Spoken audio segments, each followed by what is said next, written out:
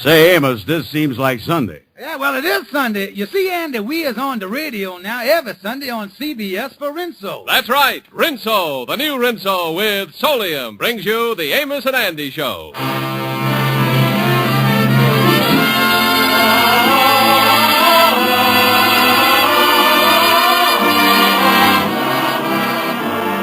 Yes, sir, Rinso, the soap that contains Solium, the sunlight ingredient, brings you a full half hour of entertainment with Lou Lubin, Eddie Green, Ernestine Wade, the Jubilaires, Jeff Alexander's Orchestra and Chorus, and radio's all-time favorites, Amos and Andy.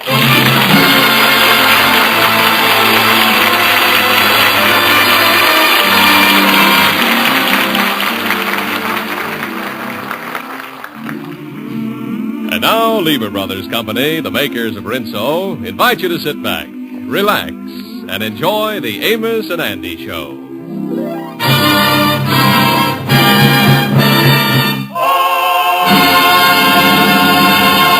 Well, the Kingfisher's wife, Sapphire, has decided to visit her relatives in Chicago. The time for her departure has arrived, and we find Sapphire and the Kingfish sitting in the waiting room at the railroad station. George, you know I'm going to be away for 10 days, and that's longer than I figured on. What about money? Money? Well, just send me a few bucks whenever you can, honey. I was thinking this ought to be a nice trip for you, honey.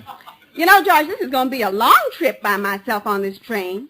Oh, by the way, here's a package. Oh, this is so thoughtful of you. Is it something for me to do on the train? No, it's something for you to do in Chicago. It's my laundry. You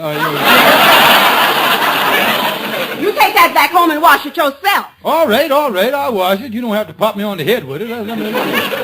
Say, George, look at the time. We better get on down to the platform. Yeah, you're right. We better get down there. And, George, you ain't going to make me carry my suitcase to the train like you done last time, is you? No, honey, not only ain't you going to carry it, but I ain't going to carry it neither. This time, we're going to do the thing right.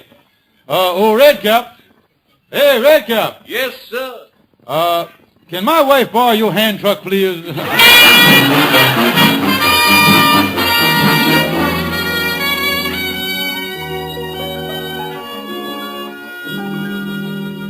Well, it's 5 o'clock. I might as well hang around the large hall here till supper, I guess. Maybe some crazy brother will come in here and pay his dues. Come in. Oh, pardon me, but I'm lost. Could you tell me where I could find the New York Tourist Sightseeing Service? New York Tourist Sightseeing Service. Yes, ma'am. You go down to the next corner and you turn to your right. You going to take the sightseeing tour? Yes, I've never been to New York before, and I'd like to see the sights. Yeah, well, there's 1 block down, turn to your right, and then on the left-hand side, what is it charging you for the tour? $10 a day. Yeah, that's 1 block down that way and then 1 block there. You just going to sightsee for 1 day, huh? Oh, no, I'm going to sightsee every day for a week. Yeah, well, you go down, why don't you take our sightseeing service? Oh, is this office of the sightseeing company, too? Oh, yeah, we is the largest sightseeing company in the world. Well, that's wonderful. I'll take your tour. What do you charge? Same as the other one, $10 a day. It's a standard racket all over, yeah. Well, could you book me for the tour? My name is Lucy Benson, and I'm staying at the Lenox Arms Hotel. All right, be here tomorrow morning at 9 o'clock. Well, will the bus be very crowded? Bus? You was thinking of the old-fashioned sightseeing tour, madam. We was going to take you on what we call the intimate tour. Well, how do we go from place to place? How do we go? Ha, ha, ha. You hoof it. Oh, a walking tour. Well, that might be an idea there. All right, see you at 9 o'clock tomorrow morning. Goodbye, Miss Benson. Well, $10 a day, 7 days, that's $70. That ain't bad. Think I'll drop by the drugstore and get a couple of pounds of foot powder and some mustard. Well, come in, Henry. Say, Kingfish, who was the charming gazelle that just flitted by? That was Miss Benson, Henry. You see, I done opened up a sightseeing service, and I'm going to take on a walking tour of New York City. I pity my poor feet. Yes, well, why don't you get Andy to take her on the walking tour? He might enjoy it. You know, he's always receptive to feminine punkritude. Well, punkritude is good for him, all right. I don't want Andy to get the money, though, you see. Hey, wait a minute, though. If there was only some way that I could get Andy to take her around town without him finding out, It was a sightseeing tour. Yes, but that's going to be hard, Kingfish. You know, Andy would have to do more walking than the policeman. Say, wait a minute, Henry. I think I got something there. I'll appoint Andy to the FBI and tell him the gal is a spy or something, and it's his duty to take her around. I'll get him to work the first week for nothing as his basic training. Yes, well, I don't think you'll have much trouble getting Andy to be around with that girl. Yes, that Miss Benson is some number, ain't she? Oh, yes. You know, whenever I brush shoulders with a gal of that type, I immediately compare her with my wife. Yes, me too, Henry. But, you know, Kingfish, we're not so bad off, though. No. While Miss Benson may have charm, beauty, grace, and loveliness, our wives are stable. They got common sense. They got... Say, Kingfish, I believe we're getting the short end of this.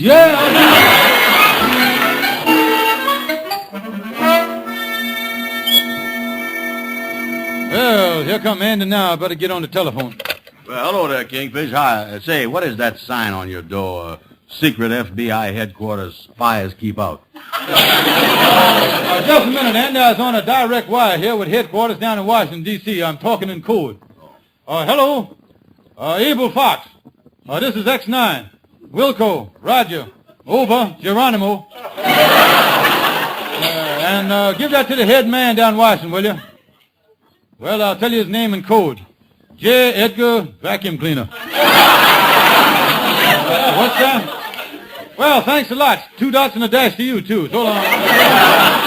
Hey, Kingfish, how'd you ever get a job with the FBI? Well, I'll tell you, Andy, this morning I went down to the unemployment office, and while I was down there, a job come up with the FBI. Naturally, I got it because of seniority. What you mean, seniority? Well, I ain't worked longer than anybody else in the place, you see. Well, is you with the FBI now? Is I with them? I was working on one of the biggest cases they got. Yeah, what kind of case, Kingfish? Well, it's supposed to be a secret, Andy, but I know you will keep it quiet. There's a girl staying at the Lenox Arms Hotel by the name of Lucy Benson, and we of the FBI think she is a European spy. No fooling. What made you think so?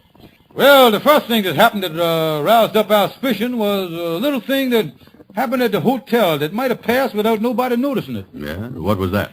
She come down into the lobby with a pick and shovel and asked the desk clerk if he could direct it to the nearest uranium mine. Well, tell me this. Why don't the FBI put her under arrest? Well, we can't do it till we get some evidence on her. Last week we was trailing her, and she went through a secret atom bomb factory, but we couldn't do nothing about it because she paid the regular 25-cent sightseeing fare, you see. Well, what is she going to do about trapping her? Well, now she is making believe that she is a tourist while she is subversing the country. So what we going to do is to disguise a secret agent as a sightseeing guide and take her around and kind of keep tabs on her, see? Yeah. Say, Andy, I just thought here, how would you like to join up with the FBI and handle the job? Ain't interested, Kingfish. Oh, you'll be doing the FBI a great service. Sorry, too dangerous. The spy is a beautiful figure, and she's a good-looking gal. Shake hands with your new FBI man. Yeah. Now, put it there, Andy. Shake hands. Glad to have you with us. Now, the first thing I got to do now is to give you the FBI oath. Okay.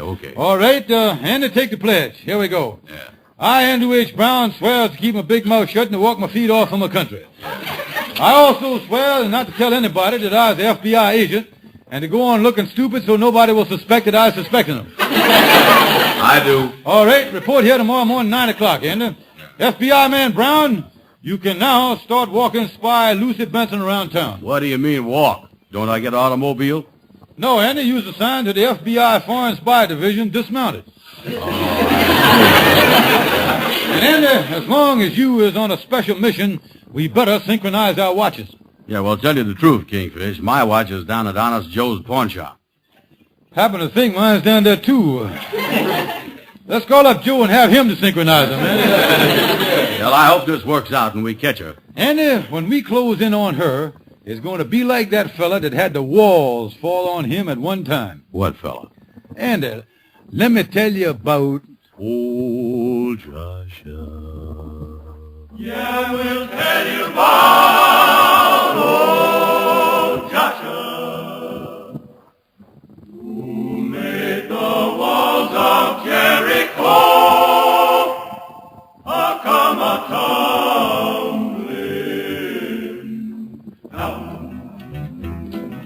Joshua fit the battle around Jericho, around Jericho, around Jericho. Joshua fit the battle around Jericho, and the walls come tumbling. tumbling down. That morning, Joshua fed the battle around Jericho, around Jericho, around Jericho. Joshua fed the battle around Jericho, and the walls come tumbling down. Good morning, Sister Mary. Well, how do you do, Brother John? Well, I won't stop and talk with you and tell you how I come along. Well, I know you done heard about Joshua. He was the son of Nun. He'd never stop his work until his work was done. That morning, Joshua fed the battle of Jericho, Jericho, Jericho. Joshua fed the battle of Jericho, and the walls come tumbling down. Yes, you may talk about your king of Gideon. You may brag about your men of Saul. Train none like Joshua at the battle of Jericho. Now they tell me, good Lord, if the Joshua's spear was well nigh 12 feet long, and upon his hip was a double-edged sword, and his mouth was a gospel horn. But bold and brave he stood, salvation in his arms. Go blow them a ram horns, Joshua cried, 'cause the devil can't do you no harm. That morning, Joshua fed the battle of Jericho, Jericho, Jericho. Joshua fed the battle of Jericho, and the walls come tumbling down. Hey, then up to the walls of Jericho, they marched with spear in a hand. Go blow them a ram horns, Joshua cried, 'cause the battle am in my hands. Then the ram horns began to blow, the trumpets began to sound. Oh, Joshua cried, glory, and the walls come tumbling down. That morning, the ram sheep horns begin to blow, and the trumpets begin to sound. Oh, Joshua shouted, glory, and the walls come tumbling down. That morning, Joshua fed the battle around Jericho, around Jericho, around Jericho. Joshua fed the battle around Jericho, and the walls come tumbling down.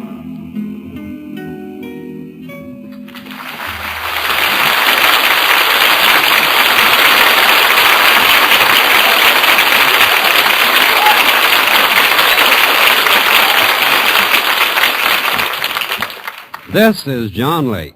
Now, I'm going to talk about Rinso. New Rinso with Solium. And all I want to do is tell you a simple fact.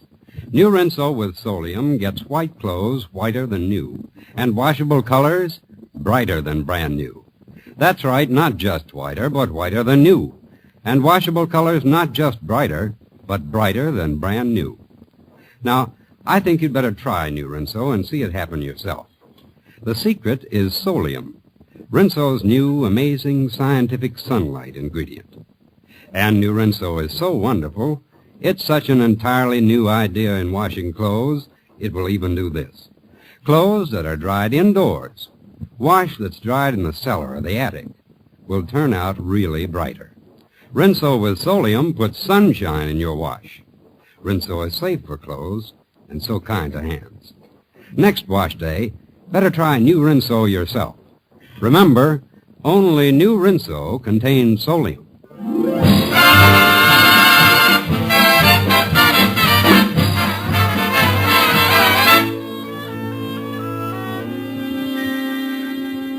Well, Shorty the barber, what is you doing in your shop with the windows wide open, your coat off on a cold day like this? Oh, this is great. It'll make the red corpuscles in your body bigger. A healthy man like me has got to have fresh air. I'm so healthy that nothing bothers me. Have you got 2 aspirin tablets? Hey, Shorty, look here. Did you see Andy today? Andy was in here a little while ago, Kingfish, and he told me about this beautiful gal he was taking around town sightseeing. Andy says he's working with the FBI. Yeah, he's a secret agent, and keep this under your hat, Shorty. The gal is a spy. Spy, huh? Say, you know, that reminds me. I was a police detective once myself. My very first case involved a suspicious woman, too. We had to get her. So the chief said to me, he sent me up to her apartment, he said, Shorty, bring her here. I said, okay, chief. I had handcuffs. I had 2 pistols. I even had a street jacket. So I went right up to her apartment and I knocked on the door. And I was... You know, Kingfish, the thing didn't work out. Why, Shorty? She wouldn't let me in. Hey, look here, Shorty, did Andy tell you anything else when he was here? No, just that he was taking this gal around sightseeing and that she'd give him $10 as a fee. Say, wait a minute. You say that she give him $10? Oh, me, she giving the money to him instead of me. I got to think of some way to do about that and some way to straighten that out fast. You know, Kingfish, I really envy Andy going around with a beautiful gal like that. I went around with a beautiful gal once too, but she said I was too short for her. Imagine that. She said you was too short for her. Mm-hmm. That's right. And I made up my mind right then and there. I made up my mind right then and there that I would grow taller like other fellas. You would say you gonna grow taller, huh? Mm-hmm. And sure enough, after working on it for a year, I increased my height by 2 full inches. Well, how'd you do it, Shorty? Oh, very simple. I took different kinds of vitamins. I went to a gymnasium. I eat special food that you can. Elevator shoes.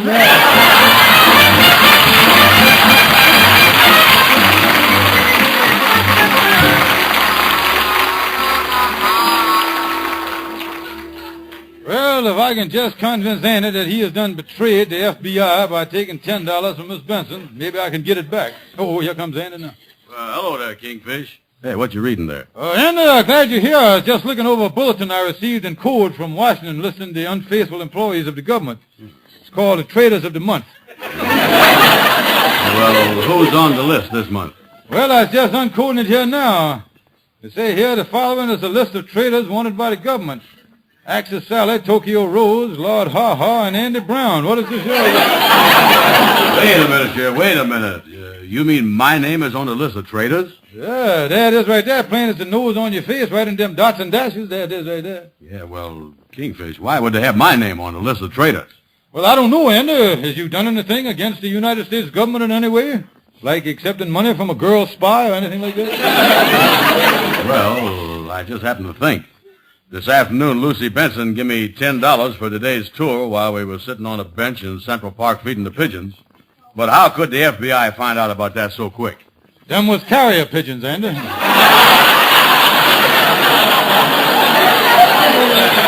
know, the FBI stops at nothing.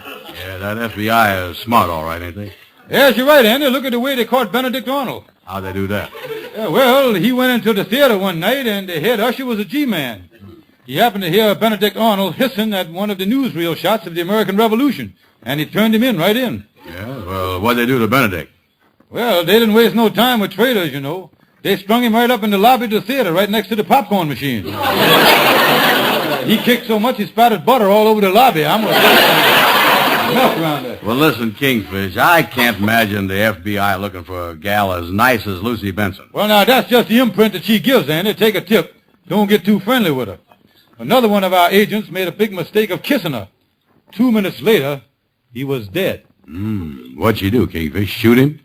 No, nearest thing we could figure out, she had a hypodermic needle and a pivot tooth. Yes, Andy, it was like a snake bite with one fang. Well, tell me this, Kingfish. Who is she spying for? Spying for foreign countries, Andy. Did you know that there are certain countries on the European continent that ain't worried about the United States Army, the United States Navy, the Air Force? What they is after is the American underground. Underground? Yeah, Fort Knox. You know, Kingfish, this gal Lucy Benson sounds like a dangerous woman. I'm going out with her again, and if she makes one false move, I'm going to turn her into the police. Well, now, that's the spirit, Andy. Just give me the $10 now, though, and I'll return it to headquarters in Washington. Yeah, and Kingfish, please be sure and explain to Mr. Hoover that I ain't no traitor to our country, will you? Yes, and if I can get a hold of that pigeon in Central Park, I'll straighten him out, too, Andy. Well, hi, Amos. Hi. Come in. Hi there, fellas. Is you leaving, Kingfish? Oh, yeah, just going out. See you later. So long, fellas. So long. So long, Kingfish. Well, Andy, I ain't seen you for a couple of days. What's new with you? Amos, I got a big job now. I'm working as a traitor for the FBI. Well, that's a good job. You was doing what? Say that again, will you? Listen, Amos, I got to take out a girl that was in the American Revolution selling popcorn. She's a snake charmer, too. You know, it seems like every time I see you lately, you has been saying strange things, ain't it? Oh, no. On account of the FBI, I was talking in code. Well, you was always talking in code, or you're talking in circles, or you're talking crazy. Now, tell me in plain English once, what is you doing? Ain't nobody listening, is it? No. I was flying to Washington to see some pigeon that's got a pivot tooth.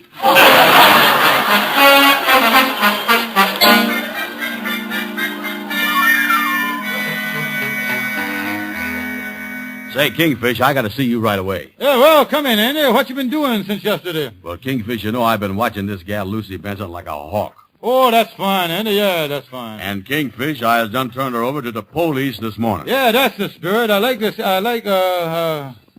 You done turned her over to the police. Yeah. We was down by the water, and I caught her taking pictures of a battleship. So I called the police, swore out a warrant, and had her thrown in jail. Well, now let's everybody calm down around here now. You ain't done gone berserk in the head and had nobody arrested and put in jail, is you? Look, if that's Mr. Hoover, tell him about it, will you? Hello? Hello? This is Lucy Benson. Oh, yeah, now wait a minute. I can explain the whole thing. You are going to explain nothing.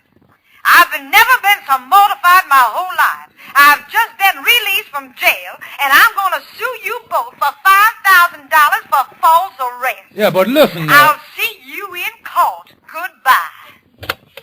Andy, that was Lucy Benson. Ha! That gal's in plenty of trouble, all right. What's my next case, Kingfish? I think it'll come up in court in a couple of days. Let's go over and see Stonewall, the lawyer. Will you come on?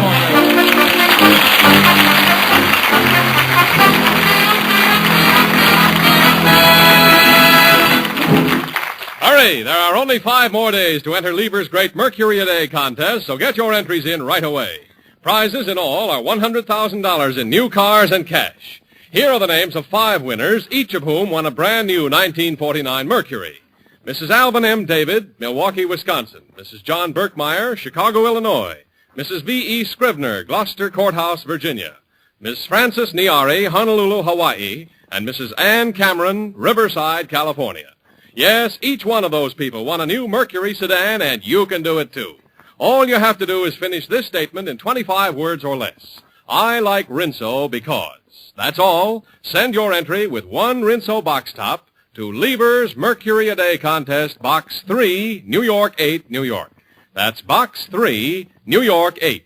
Enter as many times as you like. Put the name of your storekeeper on each entry. Only residents of continental United States, Alaska, and Hawaii are eligible. Follow the complete rules on the entry blank you can get at your store. You can win a new Mercury 4-door sedan. So enter Lieber's Great Contest every day until it closes next Friday.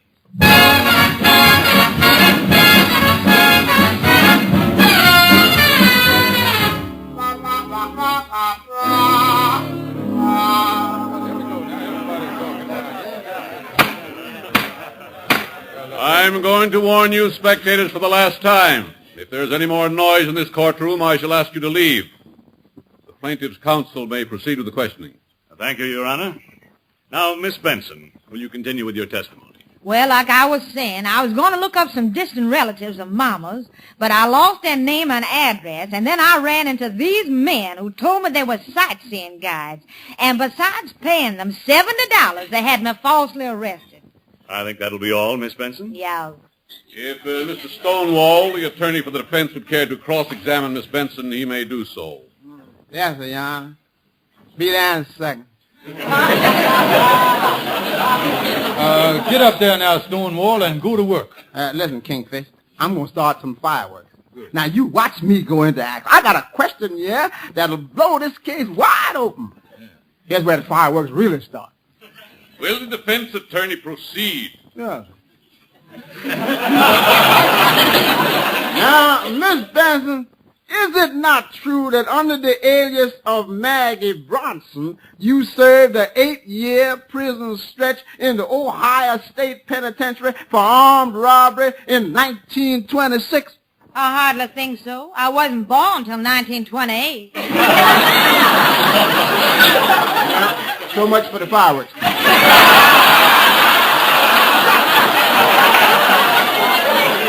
Your Honor, now that's all the questioning. Could I recall one of the defendants, Mr. George Stevens, back to the stand? You may. Mr. Stevens, come on, take the stand, bub. Yeah, come in, Stonewall. What you want to ask me? Sit down. Yes. Now, Mr. Stevens, when this poor innocent girl first walked into your office, you had no intentions of frauding her out of her savings, did you? No, sir, I did not. Huh. Well, just when did you get the idea of jipping her?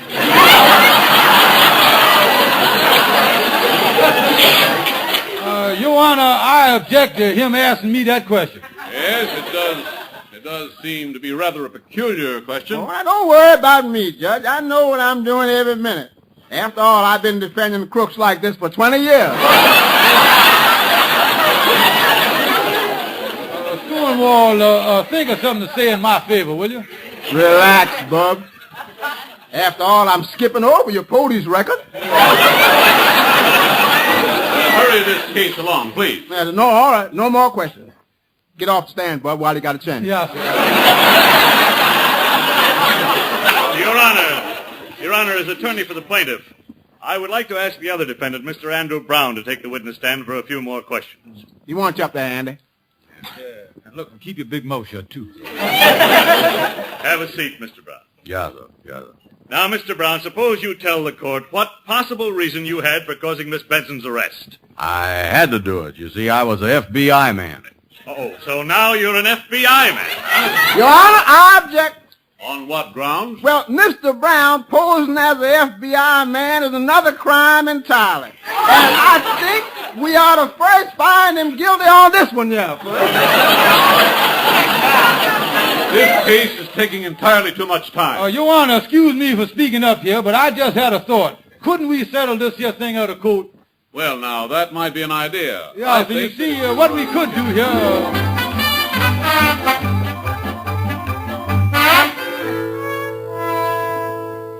Well, Andy, here's my house. Thanks for walking home with me. I'll go on in. You know Sapphire got in town today. Oh, she got back in town, huh? Yeah, glad she didn't get here while that trial was going on yesterday. Yes, sir. By the way, what did you tell that Lucy Benson about settling out of court? Just what you told me. I said that you done skipped out of town on a cattle boat and gone to South America with all our money. Yeah, well, I kind of lay low till she get out of town. When is she leaving? Well, she can't stay long. She's broke. She told me she was moving out of the hotel today. Yeah, well, if you see her again, Andy, tell her that I'm still in South America. Well, I'll get on in the house. Thank you a lot, Andy. So long, old boy. Remember me to your wife. Sure. Do-de-o-do-do-do-do-do-do-do-do. Is that you, George? Hello there, honey. Well, welcome back. Hello, George. Well, did you enjoy visiting all of your relatives? Oh, yes, and we're going to have a guest now. Yeah, who's coming? A cousin of mine that I ain't seen in 20 years. Come on in the parlor. Oh, yeah. Now, this is my husband, George Stevens. This is Lucy Benson. Oh, no. Let me at him. Oh, wait a minute.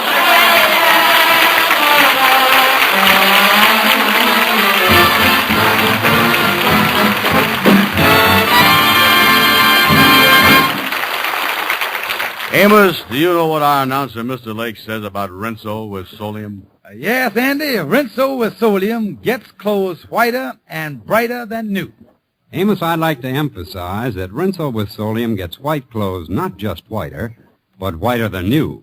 And washable colors not just brighter, but actually brighter than brand new.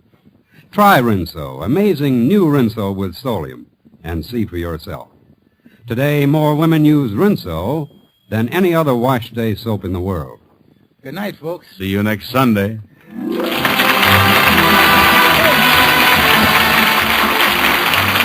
sure to be with us next Sunday at the same time when Lever Brothers Company, the makers of New Rinso with Solium, will again present the Amos and Andy Show. Until then, good night to all of you from all of us. Amazing? Yes, but doctors have proved it. Lifebuoy Health Soap in your daily bath gets skin cleaner, stops BO as no other leading soap can. Get Lifebuoy right away. Be sure and listen to the Amos and Andy Show at the same time next Sunday. And on the 25th of this month, you can also hear Amos and Andy on the big Thanksgiving Day show over CBS.